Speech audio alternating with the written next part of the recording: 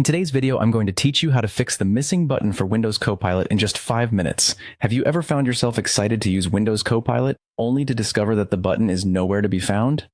Well, you're in luck. I'm here to walk you through a straightforward process that will help you bring that missing button back, making sure your Windows experience is seamless once again. First, we need to dive into the settings of your Windows device. This is your command center to manage everything from personal preferences to important updates. You'll find the settings by clicking on the Start menu icon, usually located in the bottom left corner of your screen. From there, click on the gear icon, which represents settings. Go ahead and open it up. Next, we want to focus on keeping your system up to date. To do this, select Windows Update from the options on the left panel. It's crucial because updates can often resolve minor glitches and enhance new features like Windows Copilot. Once you've clicked on Windows Update, you'll notice a button that says Check for Updates. Click on that to ensure your system is running the latest version of Windows. If there are updates available, allow your computer some time to download and install them.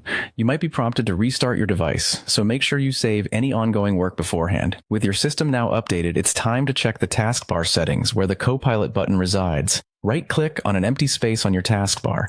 That's the bar typically found at the bottom of your screen where all your application icons live. Select the taskbar settings from the menu that appears. This section allows you to customize the visibility and functionality of your taskbar features, which is where our Copilot button will make its entrance.